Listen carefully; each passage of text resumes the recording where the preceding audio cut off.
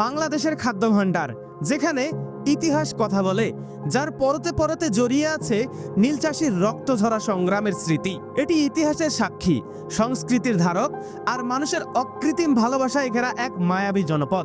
বলছি উত্তরবঙ্গের কথা।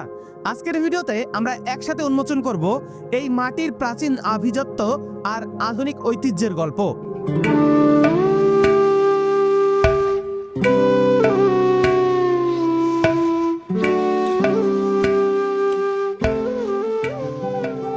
ভৌগোলিক ও প্রশাসনিকভাবে বাংলাদেশ একটি অখণ্ড রাষ্ট্র, তবে মাঝখানে পদ্মা নদী দ্বারা বিভক্ত হয়ে গেছে উত্তরবঙ্গ। বাংলাদেশের আয়তনের মাত্র 25% অবস্থিত উত্তরবঙ্গে। এরপরেও ইতিহাস, ঐতিহ্য, কৃষি, অর্থনীতিতে অবদান রেখে যাচ্ছে উত্তরবঙ্গ।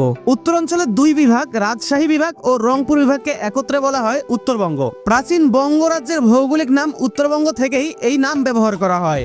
রংপুর বিভাগ গঠনের পূর্বে পুরো উত্তরবঙ্গই রাজশাহী বিভাগের মধ্যে অন্তর্ভুক্ত ছিল। চলুন উত্তরবঙ্গ তথা রংপুরের বিখ্যাত শতরঞ্জি সম্পর্কে একটু জেনে আসি। রংপুরের শতরঞ্জি বাংলাদেশের উত্তরাঞ্চলের একটি প্রাচীন ও ঐতিহ্যবাহী হস্তশিল্প, যা মূলত হাতে বোনা কার্পেট বা মাদুর। প্রায় 700 বছরের পুরনো এই শিল্পটি 2021 সালে ভৌগোলিক নির্দেশক জিআই পণ্য হিসেবে স্বীকৃতি পেয়েছে। এটি পাট, তুলা ও ফেলে দেওয়া সুতা থেকে তৈরি, যা বর্তমানে ঘর সাজানোর জন্য বিশ্বজুড়ে সমাদৃত।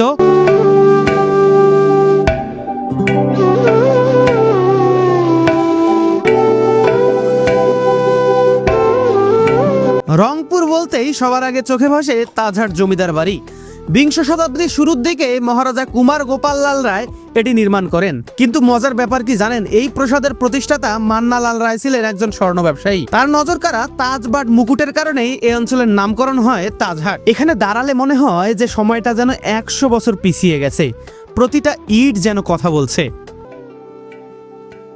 বাংলাদেশের ঐতিহ্য বহন করে আসা মৃৎশিল্পের এক অনন্য নিদর্শন পাবেন রংপুর জেলার মিঠাপুকুর উপজেলায়। এখানে মাটি দিয়ে নানান রকমের জিনিস তৈরি করে বাংলাদেশের এই মৃৎশিল্পের ঐতিহ্য বহন করে আসছে। এই অঞ্চলের মানুষ এখনো গরু দিয়ে হাল চাষ করে। কান্তজির মন্দির রংপুর বিভাগে দিনাজপুর জেলায় অবস্থিত একটি মধ্যযুগীয় হিন্দু মন্দির। মহারাজা প্রাণনাথ রায় মন্দিরটি শ্রীকৃষ্ণ ও তার স্ত্রী রুক্মিণীকে উৎসর্গ করে নির্মাণ করেন। এটি নির্মাণ শুরু হয় 1704 খ্রিস্টাব্দে আর শেষ হয় 1852 খ্রিস্টাব্দে তার পুত্র রামনাথ রায়ের রাজত্বকালে। মন্দিরটি নবরত্ন বা 9 শিখর ছিল, কিন্তু 1897 সালে সংঘটিত একটি ভূমিকম্পে সবগুলোই ধ্বংস হয়ে যায়। এটিই একমাত্র মন্দির যেখানে বাংলাদেশের সর্বোৎকৃষ্ট টেরাকোটার নিদর্শন রয়েছে। পৌরাণিক কাহিনী সমূহ ও পোড়ামাটির অলঙ্করণে দেওয়ালের গায়ে ফুটিয়ে তোলা হয়েছে।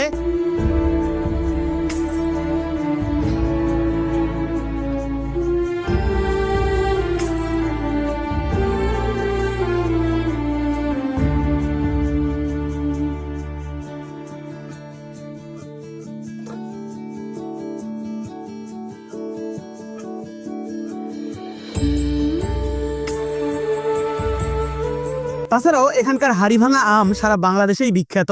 এখানে কারো বাসায় আত্মীয় হলে আপ্যায়ন করা হয় পান এবং সুপারি দিয়ে। এটা হলো বাংলাদেশের একমাত্র কয়লা খনি যেখানে অ্যাকচুয়াল কয়লা উত্তোলিত হয়। এই দিনাজপুরের বড়পুকুরিয়ার কয়লা খনিতে 410 মিলিয়ন টন কয়লা আছে। এখান থেকে প্রত্যেক বছর 0.8 মিলিয়ন টন কয়লা উত্তোলিত করতে পারে। এখান থেকে এখনো সবগুলো কয়লা তুলতে প্রায় 510 বছর লাগবে। উত্তরবঙ্গের এই রত্নটি বাংলাদেশের অর্থনীতিতে ব্যাপক ভূমিকা রাখে। দেশের মোট চাহিদার অর্ধেকেরও বেশি বা 60% চাল, গম, ভুট্টা, আলু ও সবজি এই অঞ্চল থেকেই যায়। এ কারণে এই অঞ্চলকে খাদ্য ভাণ্ডার বলা হয়। তাছাড়াও তিস্তার মাঝখানে পেঁয়াজ এবং বাদাম সহ আরো বেশ কিছু ইউনিক ফসল চাষ হয় এখানে, যা কিনা বাংলাদেশের খাদ্য চাহিদার 60% যোগান দিয়ে থাকে। এরপরেও উত্তর অঞ্চলের মানুষকে মফিজ বলে থাকে। চলুন জেনে আসি এই অঞ্চলের মানুষদের মফিজ কেন বলা হয়। প্রত্যন্ত গাইবান্ধা জেলার একজন সৎ ড্রাইভারের নাম ছিল মফিজ।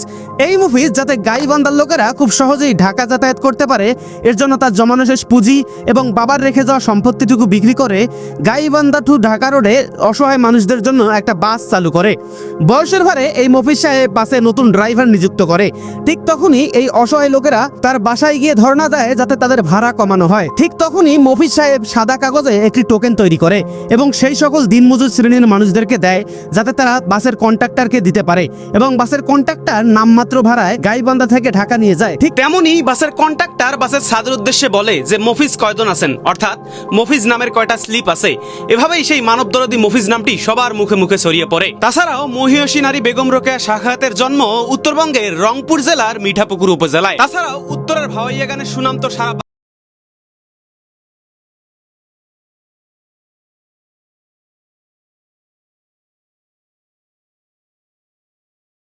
সভ্যতার ভিড়ে আমরা যখন হাঁপিয়ে উঠি, ঠিক তখনই এই শান্ত মাটির টান আমাদের বারবার ডাকে। উত্তরবঙ্গ মানে শুধু দেখার মতো কিছু জায়গা নয়, উত্তরবঙ্গ মানে এক প্রশান্তি যা কেবল অনুভব করা যায়। তাই যান্ত্রিক শহর ছেড়ে একবার বুক ভরে নিঃশ্বাস নিতে চলে আসুন আমাদের এই লাল মাটির আঙ্গিনায়। উত্তরবঙ্গ আপনাকে নিরাশ করবে না, বরং আপন করে নিবে। দেখা হবে এই ঐতিহ্যের পথে।